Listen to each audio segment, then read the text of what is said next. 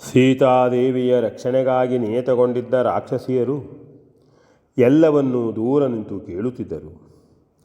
ಅದನ್ನು ನೋಡಿದ ಹನುಮಂತನಿಗೆ ಅವರ ಮೇಲೊಮ್ಮೆ ಕೋಪ ಆವರಿಸಿತು. ನಿಂತಲ್ಲಿಯೇ ಅವರನ್ನು ಅಪ್ಪಳಿಸಿಬಿಡಬೇಕೆಂಬಷ್ಟು ಕ್ರೋಧವು ಹನುಮಂತನಿಗೆ ಉಕ್ಕಿ ಹರಿಯಿತು. ತಕ್ಷಣ ಅದನ್ನು ಗಮನಿಸಿದ ಜಾನಕಿಯು, ಅಪ್ಪ, ಇದೇನು ನಿನ್ನ ಅಟ್ಟಹಾಸವು? ಆ ಬಡಪಾಯಿಗಳನ್ನು ಧ್ವಂಸ ಮಾಡಲು ಹವಣಿಸುತ್ತೀಯಾ? ಹಿಂದೆ ಅವರೆಲ್ಲರೂ ನನಗೆ ಹಿಂಸೆ ಕೊಡುತ್ತಿದ್ದರೆಂದು ನಿನಗೀಗ ಅವರ ಮೇಲೆ ಸಿಟ್ಟು ಬಂದಿದೆ. ವತ್ಸ, ಸ್ವೈರಿಸು. ಇಷ್ಟೆಂದರೂ ಅವರು ಭೃತ್ಯರು. ಆಜ್ಞೆಯನ್ನು ಪಾಲಿಸುತ್ತಿರುವುದೇ ಭೃತ್ಯರಾದವರ ಕರ್ತವ್ಯವು. ಅವರ ಅರಸನು ಅವರಿಗೇನು ಅಪ್ಪಣೆಯನ್ನು ಕೊಟ್ಟಿದ್ದನೋ ಅದನ್ನವರು ಮಾಡಿದ್ದಾರೆ. ಅಪ್ಪಣೆಯನ್ನಿತ್ತವನು ಶಿಕ್ಷಿಸಲ್ಪಟ್ಟನು. ಪಾಲಿಸಿದ ಇವರ ಮೇಲೆ ಸಿಟ್ಟು ಯಾಕೆ? ಪಾಪ, ನಿನಗೆ ಹೆದರಿಯೇ ಅವರು ಅಷ್ಟು ದೂರ ನಿಂತಿರುವರು. ಒಮ್ಮೆ ಲಂಕೆಯನ್ನೇ ನಡುಗಿಸಿದ ನಿನ್ನನ್ನು ಕಂಡ ಇವರು ಹೆದರದೆ ಮಾಡುವುದಾದರೂ ಏನು? ಆಂಜನೇಯ, ಈ ಇವರಿಂದ ನನಗೆ ಆಗಿರುವ ಎಲ್ಲ ಹಿಂಸೆಗಳನ್ನು ನಾನು ಮರೆತೆನು. ಅಂತೆಯೇ ರಾವಣನ ಆಜ್ಞೆಗನುಸಾರವಾಗಿ ನನಗೆ ಹಿಂಸೆಯನ್ನಿತ್ತ ಇವರನ್ನು, ಆ ಎಲ್ಲ ಹಿಂಸೆಗಳಿಗೆ ಒಳಗಾದ ನಾನೇ ಈಗ ಪೂರ್ಣವಾಗಿ ಕ್ಷಮಿಸಿದ್ದೇನೆ. ಇನ್ನೂ ದುಡುಕಬೇಡ ಎಂದು ನುಡಿದಳು. ಹನುಮಂತನಿಗೆ ನಾಚಿಕೆಯಾಗಿ ತಲೆಯನ್ನೇ ತಗ್ಗಿಸಿದನು. ಆದರೆ ಸೀತಾದೇವಿಯ ಆ ಎಲ್ಲ ಮಾತುಗಳನ್ನು ಕೇಳಿದ ರಾಕ್ಷಸ್ತ್ರೀಯರು ಒಮ್ಮೆಲೆ ಬಂದು ಅವಳ ಪಾದಗಳಲ್ಲಿ ಬಿದ್ದು ಕ್ಷಮಿಸಬೇಕೆಂದು ಬೇಡಿಕೊಂಡರು.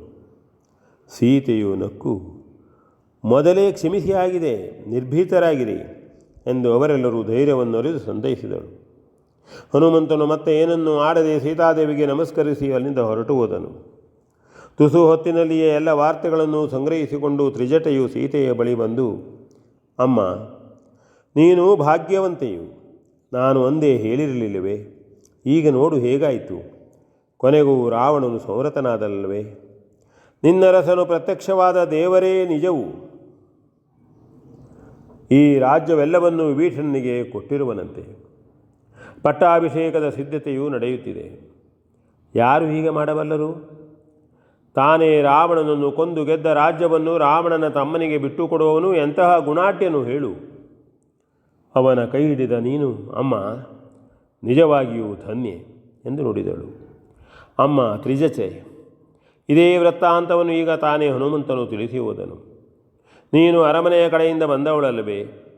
ನಮ್ಮ ಮಹಾರಾಣಿಯಾದ ಮಂಡೋದರಿಯ ಸಮಾಚಾರವೇನು ಎಂದು ಸೀತೆಯು ಮತ್ತೆ ಅವಳಲ್ಲಿಯೇ ಪ್ರಶ್ನಿಸಿದಳು.